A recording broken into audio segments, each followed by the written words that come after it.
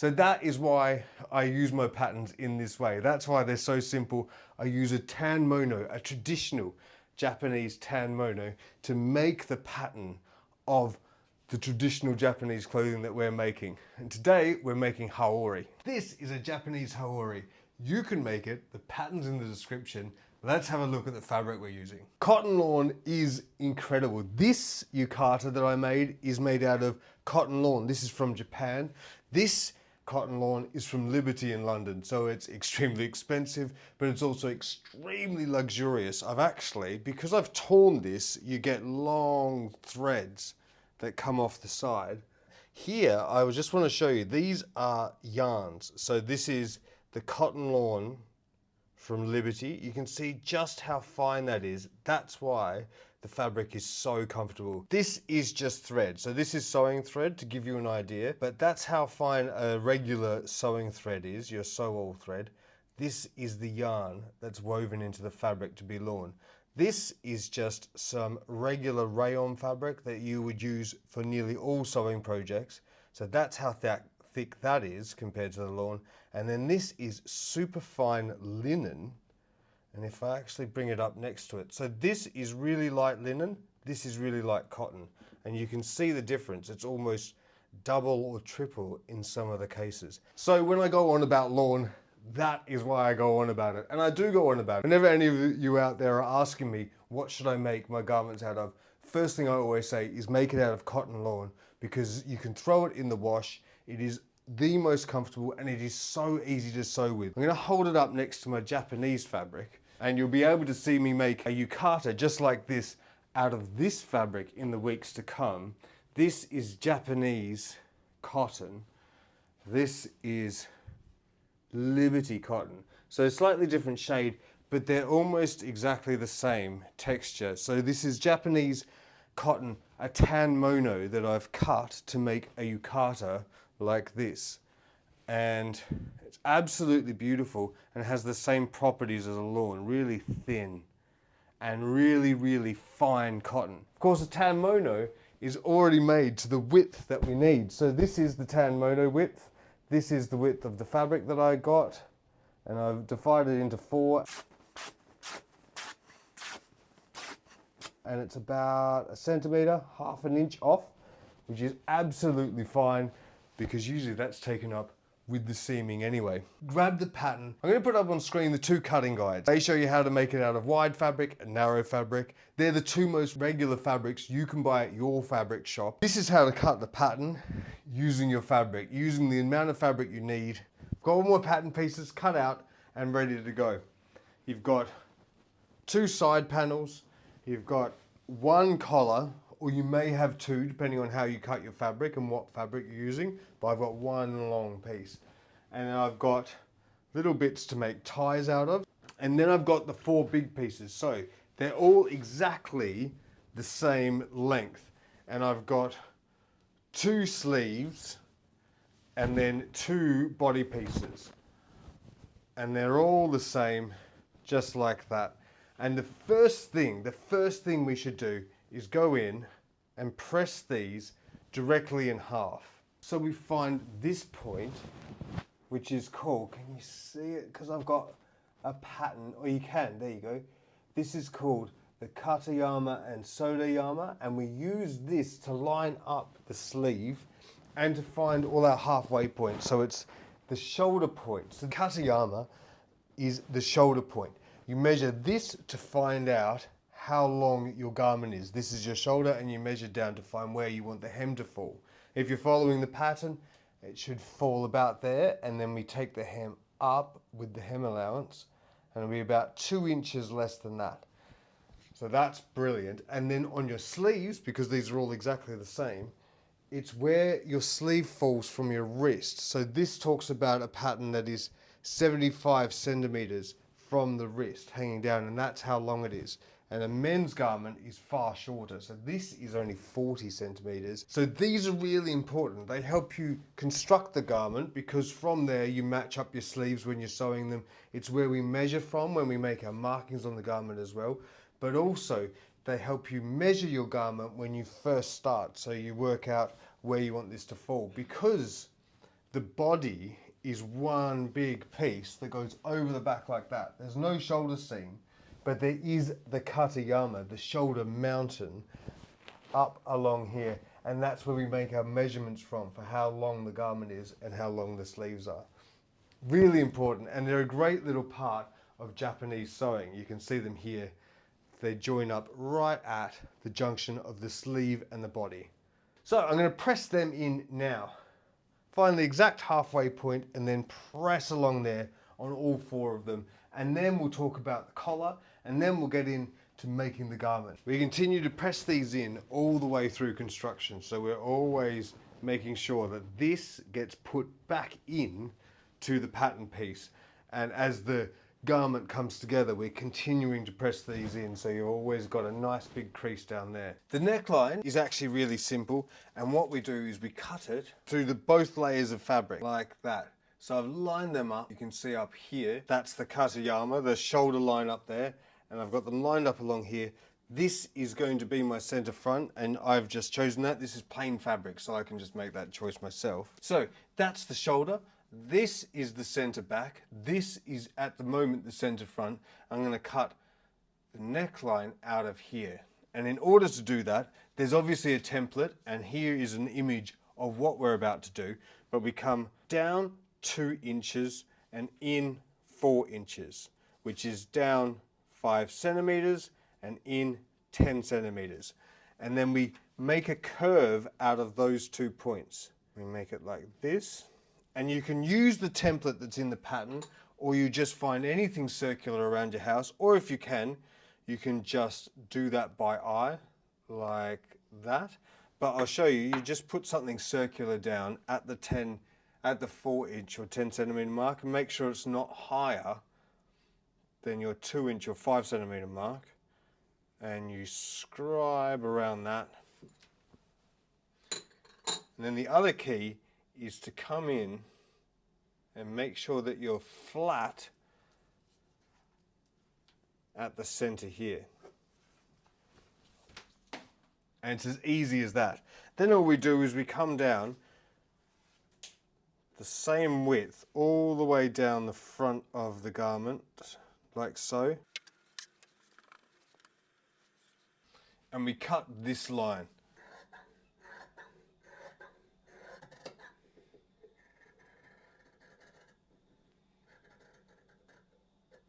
There isn't much marking to do with this.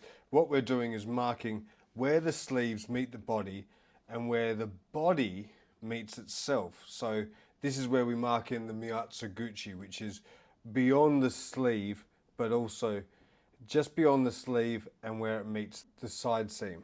This is where this comes in. You can see that beautiful line there. That's the katayama, the shoulder mountain. This is your shoulder. And it's different to your center back neck, which is about 2 inches beyond there. So we go 25 centimeters or 10 inches down either side from the shoulder, like this. So you can see I'm marking it from there and coming down to its point. That's where your sleeve will meet the body, so along there. And then we come down and we work out basically the miyatsuguchi. So we go from the sleeve, you can see we've got the sleeve there, there's the shoulder down here one side, and then we come, it's 7 centimeters on the pattern, and you can change this, you can make this whatever you want really, which is about 3 inches down there, and we'll do exactly the same on the other side.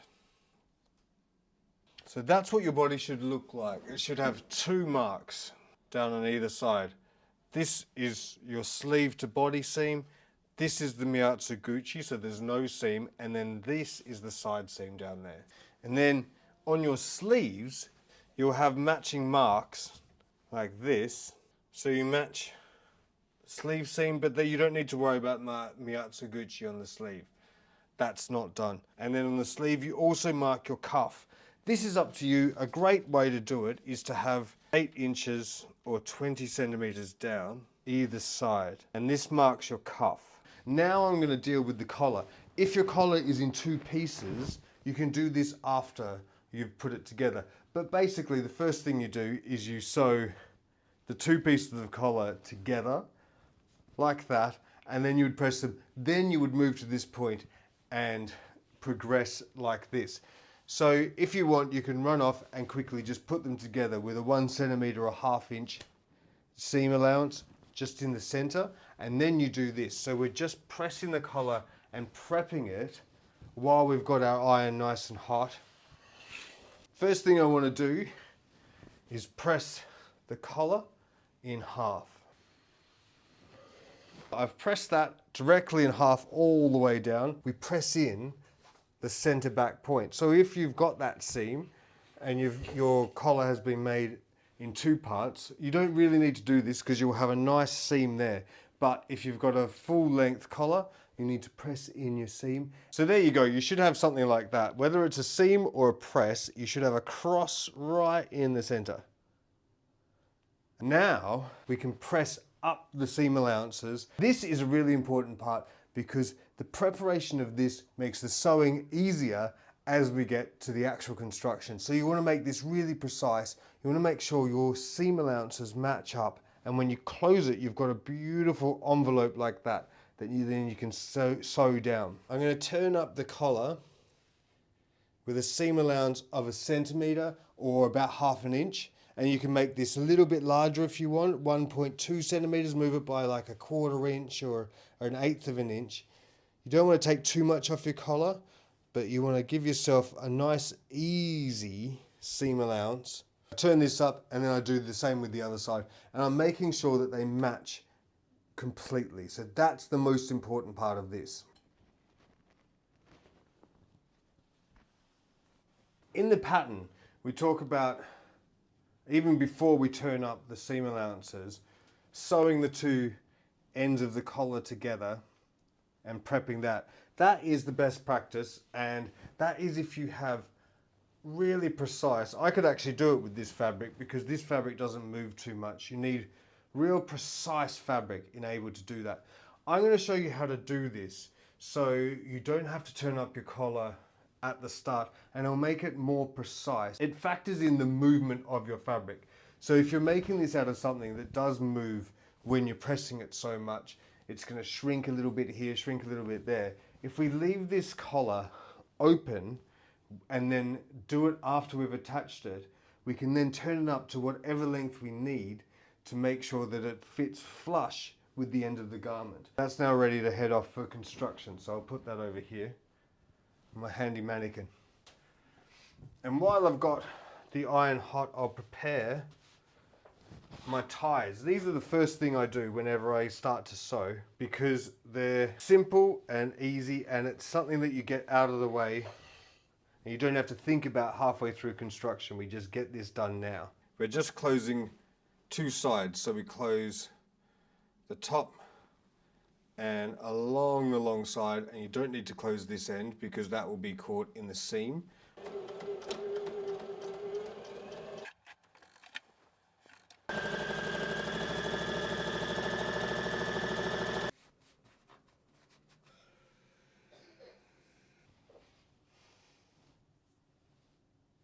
We are going to be pressing our seams open, which means we have to treat the raw edges before we sew the seams. That is because we have this part of the garment. So under the arm, this doesn't actually have the side panel, but we also have a side panel. So this has, though, the Miyatsuguchi. This is an opening underneath the arm and the sleeve. So where the sleeve meets the side seam, there's actually a gap, and then there's the side seam. And in our case, we're going to have a side panel as well. So all the seams need to be pressed open so we can navigate all those junctions easily. The Miyatsuguchi is only on feminine garments, and in a lot of cases with Haori, so is the side panel. You can obviously have it on a men's garment, and sometimes it is there and sewn right up without a Miyatsuguchi. But on a feminine garment, there's always a side panel on here, and then there's a Miyatsuguchi. The side panel is so that the garment can fit over the obi, so it gives that extra room so it can fit over the big knots of the obi. It's to cover that. And then the Miyatsuguchi is so you can get into the Haori and fix any ties and things that are going on underneath your garment. Because feminine garments, the way the women's garments are worn in Japan, they have a lot more accessories and ties, belts, all different things going on underneath, and you need to be able to get to them. That's why there's this opening, and that's why we press our seams open. So in the pattern, I say, when I talk about this, I give an example, and mine is to double turn the raw edges. So you take a raw edge and I turn it by 5 millimeters and then by a centimeter, which is about 1/4 of an inch and then 1/2 an inch. And then I sew that down, and that means that all the raw edges are hidden underneath. And then when we press, the seams open, so there'll be a stitch along there, and then the seams are pressed open like that. You can do this any way you want. You can overcast, you can overlock, or serge, depending on where you're from and what you call them. You can bind these as well. You can do anything you want. You can even just put a zigzag stitch just to keep it from fraying. And if you don't need to do it, you don't have to. So it's all up to you. But what we need to do is do that. Whatever you choose, you have to do it before we start constructing the garment. That's the important part. So then we can press all our seams open. And it looks really good when you have open seams at the end. We're ready for the first seam. I'm going to close the center back. So get 2 body pieces. I get the center backs right sides together. Should look like this with your neckline. And then we're going to sew the center back seam all the way down there.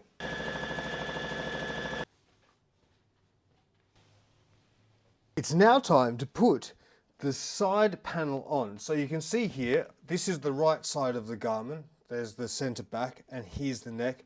I'm going to move down to the right side of the front of the garment, like that, and add my side panels. We sew from the hem up the side like this, and then we turn the top back. So you can mark this in. So lay it down here, mark where the Miyatsuguchi ends, and then we sew. This is where you can make the most difference with your fit, and you can do all kinds of seams. You can really turn this in like that and sew it down to make the garment smaller, and you can make it much more accommodating the other way by sewing it like that. So you can make it all different triangles and different angles to make it fit different forms. I'm going to sew it just straight.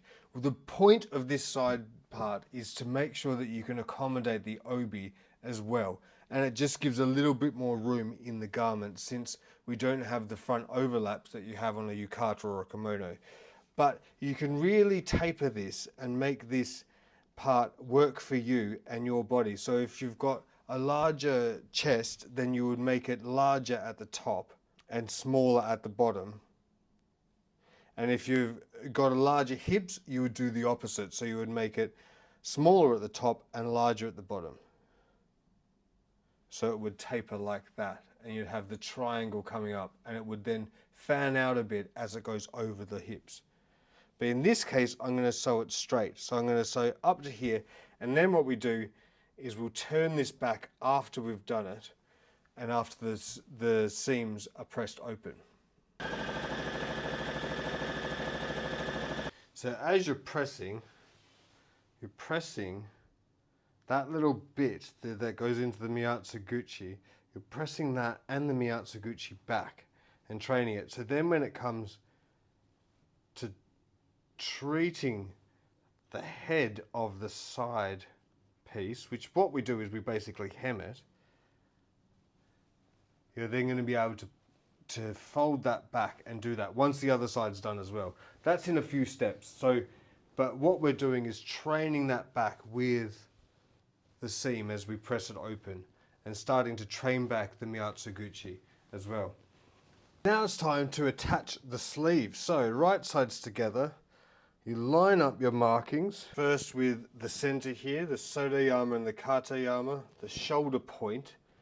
Match that up, then you're matching up where your sleeve ends, and you see here, there is the Miyatsuguchi. The reason we do it in this order is so everything stays as flat as possible for as long as it can. So that's the reason everything's done in this particular order. It's just trying to keep the whole thing flat for as long as possible before it all comes together. Press the seam where the body meets the sleeve. As I pressed it, I pressed the back of the sleeve bag back. So with the same width as the actual seam, I've pressed that back, because when it comes to closing the sleeves and finish them, we just sew this down just with a top stitch, a really big stitch. But by training it back now, it just means that I don't have to press that later. So it's always a good thing to do. But as always, I also press in the kata and sodeyama, press in that shoulder line again. So we've got that lovely distinction of where the halfway mark is at all times. We now right sides together, bring the side panel around to the other side, and we attach that. So we're going to end up with the 3D garment now. Again, I'm just lining up those side panels with the side of the body, getting the hem straight, and then marking in that top part where it meets with the miyatsuguchi, so the opening, which we've already marked on the body. I'm going to sew from there and down, press the seams open, and then I'll be able to then turn back the top of the side panel. You can see here, we've got the side panel inserted. There's its lovely seams, looking fantastic, and we've got this, the top of it. And all we're going to do is turn this back, so from the outside, it's like this. And this is really where you can see how much you can adjust your garment by tapering this in like that, or tapering it out that way. This is where you can really change how it fits around you. And you can try it on now and redo these seams very easily at this point if you need to. And in the future, they're actually quite easy to get to and change if you need to. So because you don't have to take the garment apart, it's just the hem that you would have to change if you do anything to these seams. So they're really fun to work with. They're so easy to manipulate and change and make them right for you. That's the point of the garment. So what I'm going to do here is basically a hem, but it's just coming from the top rather than the bottom. So we turn it down by 1/2 centimeter and then down by 4 centimeters. What we're doing is just leveling it off with the miyatsuguchi. So you can see that point there, and we're making this level. And how you want to secure this back is up to you. You can turn this down like that with a double fold, and then you can sew this and it will just be top stitching, and you'll have top stitching down here with the pattern as well with the hem, so it will match that and it won't look out of place if you're worried about that.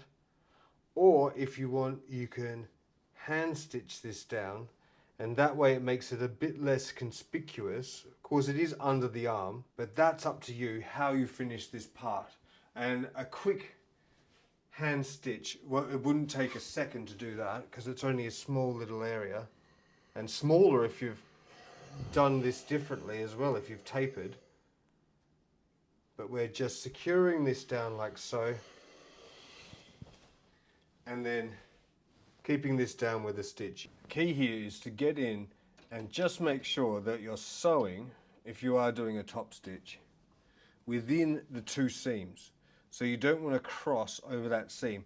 That's, again, it's an aesthetic choice, but it will make it look better if you haven't crossed the side seam with your top stitching.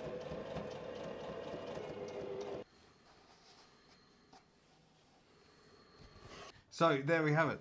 The side seams are now finished and they're looking amazing. You see how much room you have there that you can take in if you want. But remember, this is so you can accommodate a big obi bow on the back of your kimono or yukata. So that's why this is put in, and that's why the room is created, so it can scoop over and still fall beautifully flat, because it's all about keeping that line. That's why we have those side panels. So in just the same way as we did the top of the side panel, I'm now going to do the hem. I'm doing that now, and then we can attach the collar and the ties and measure where we want to place the ties before we attach the collar. So I'm doing it once it's hemmed, then we can put it on and have a look at where you want the ties to go. And I've got instructions of a nice place to put them just if you're doing exactly these measurements, and it will look fantastic.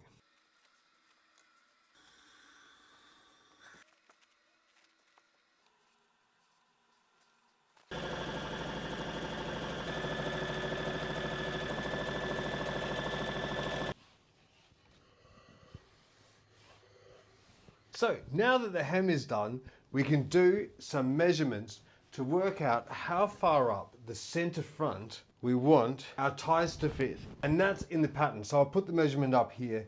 We mark up there along the collar's path. That is the path that the collar will take, which is there, that neckline going around. And so we'll pin, and you can actually sew just a couple of stitches to secure the ties in place, and then we'll go across them when we attach the collar. This is the simplest thing to do. It's with the fabric you've got. It isn't really that traditional to have it this way, but I wanted to have something there so you do have your own sort of self-made ties if you want them.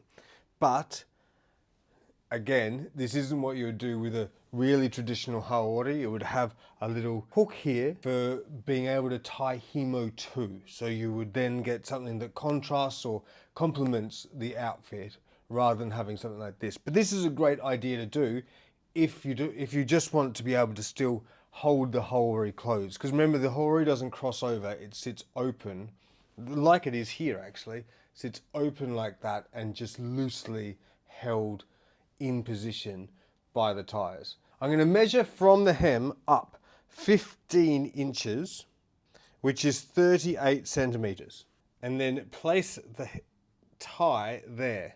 So this will be sort of across the chest where you tie it, but you can put them far lower if you'd like as well. That's completely up to you. Line them up like so, and then double check that they're at the right level. 15 inches and 15 inches. And then pin them down, and you see the direction I've got them in, by the way. These are the raw ends that we didn't close. These are the closed ends.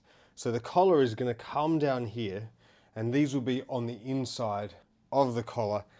And then when they fall, they'll fall sort of like this, within the jacket, not outside the jacket, because this is the wrong side. That's what we're working on. So you're attaching them to the wrong side of the jacket, so when you're not using them, they fall inside the jacket. And that's a great way to check that you've got them at the right spot as well. Now it's time to attach the collar. Pinning the collar takes a long time. Sewing the collar takes a long time. Everything about this part takes a long time. You need patience, and you just need to keep your nerve.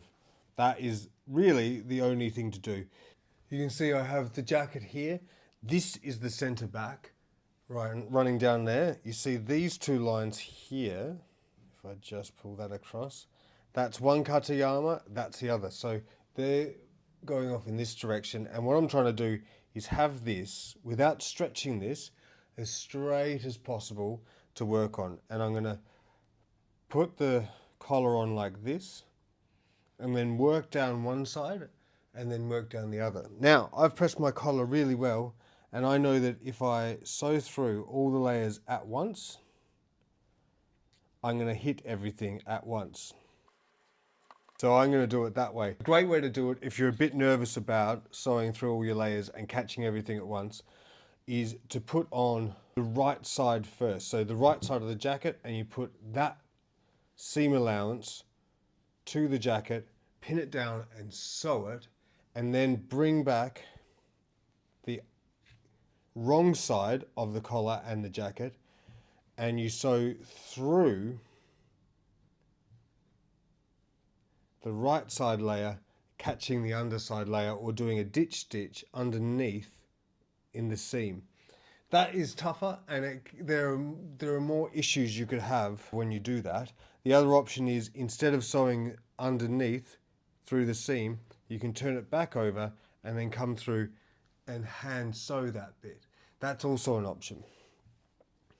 If you can do it this way, then this will get everything done faster, but you have to know that you've pressed your collar correctly and that everything's going to catch everything else as it goes through. My advice for this is use as many pins as possible. Take pins out, then repin, pin again. This is going to take a while. Don't feel like you're failing because it's taking you a long time. This should take as long to do this part as it takes to make the entire jacket. This is the hard part, and once you're through this, it's all gravy. So take your time and slowly just pin from center back neck down one side, come back up and then do the other side.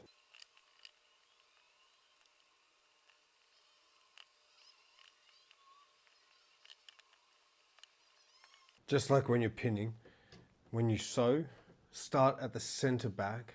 There's the center back there. Work nice and slowly around this curve and then come back to the center back and go back the other way. That's the best way to do it. If you make any mistakes, you only have to unpick half of your collar.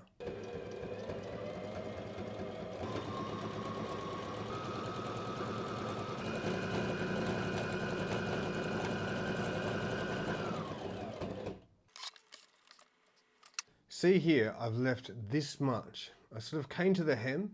This is so I have lots of room to be able to go like this, tuck the end of the collar back in, like so. And I'll get that all neat with the iron and press that, and then I'll come back down here, follow that line, come back down, then do a quick stitch across here with a top stitch. And if you didn't want top stitching here, you just whip along here with a needle and thread and get that sewn up really quickly. It's a great way to do it. It means that the precision, while this works, you can see there's a centimetre, half an inch at the end. If this had shrunk during pressing, or this had shrunk, or anything was off, then we would have had a problem, and it wouldn't have been a plumb line along here at the end. So this is your solution, is to leave this open and then be able to tuck it up inside. It means that you're going to have either hand sewing or a top stitch at the end, but I think it alleviates a lot of the pressure that you have coming down, doing the collar as it is anyway. So that's a great way to get around that. So that's the collar finished. It's not easy and it is frustrating, but it can be done, and once you start doing them over and over again, well, it still seems pretty hard, to be honest, take it from me, but you can do it. And there are lots of options to do it. If you're finding one way hard, there are different ways you can get through this, and at the end of the day, if you've unpicked twice, you probably would have been good going through with a hand needle, and that can often be the best way forward. But I'll show you what I did. So down here,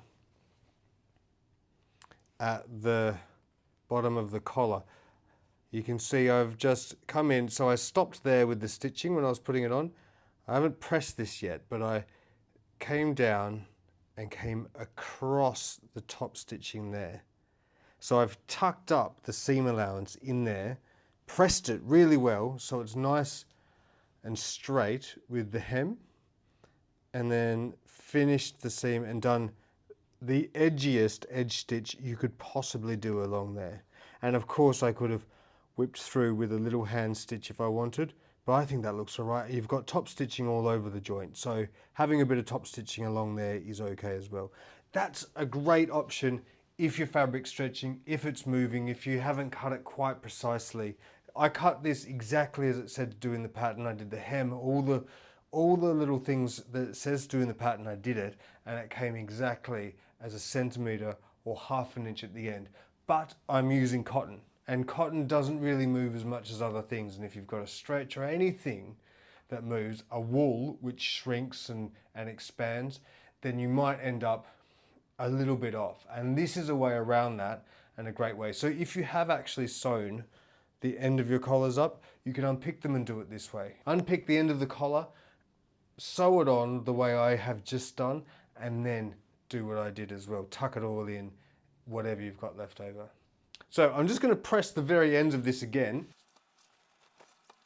And now we're on to the very last part. So we're going to close the sleeves. The pattern is written for a feminine haori. That's why we have long sleeves, and that's why we have Miyatsuguchi and the side panels. So that means that here is a sleeve. First we're going to close the bottom of the sleeve bag, then we're going to close up to the cuff. We're going to turn the cuff twice. So like that, and then just run it round.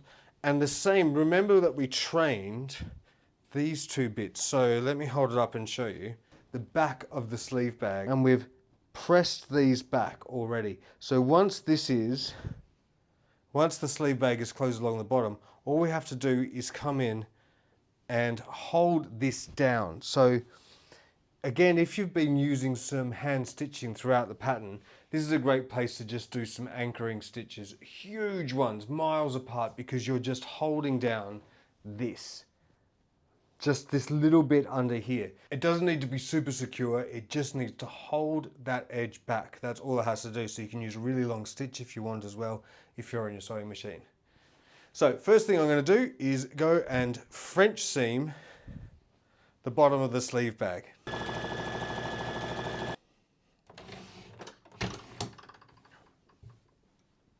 Give that a little trim.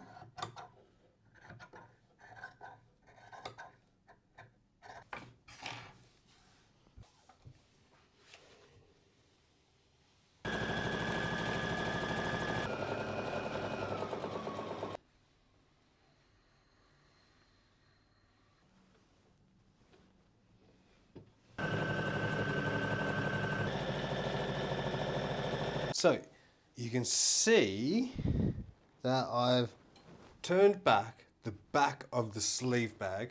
I've now finished the front of the sleeve bag, and we're working on the cuff. So here I have the cuff turned back like that, and all I'm going to do is go around the same as I did with the back of the sleeve bag and just do a top stitch around there, catching that in place.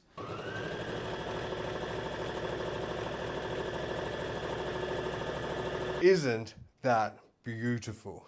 Let's have a look at the sleeves. Aren't they amazing? So this is the same length. If you're using any of the other patterns, the kimonos, the yukatas, all the other patterns that we make, this fits those sleeves. And that's why I've cut them to this length.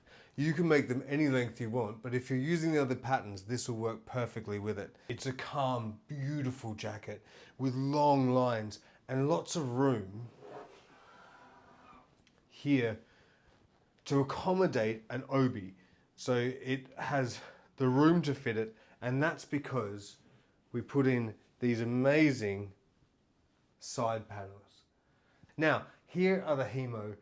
You see where we've put them, and they're basically, if I hold them up straight, they're sort of at the empire line. That's why I put them there. That's where you would have them. Traditionally, with a Japanese haori, you would have a different himo. So you would buy a silk braided cord, or maybe sometimes they're beaded with jade and coral. You would choose something else to then connect the two. But I have put this in the pattern so you can have a closure and have something that holds it in place, which is what we do. I hope you enjoyed that. I hope you make your own haori. A lot of you have bought the pattern, so I'm glad that I've finally made the video and you can see how we're doing it, the techniques we use. Consider using that technique we used to close the bottom of the collar. That can really help you, especially if you're using different fabrics that move in a different way, especially when heat is applied to them, which is a lot of fabrics. Grab the pattern, use this, use it with the other patterns as well. That's why the sleeves are that length. We can make it work with all the other kimono and yukata that you're making using these patterns. And tell me how you've gone with your pattern. I want to hear about it. I'm getting amazing pictures coming through from people who are making the garments from this channel. Thank you so much for one, for supporting, and for then sharing with me your experiences and how you're going. Grab the pattern. I'm Kimono Alex. This is House of Kimono. follow me for everything about kimono.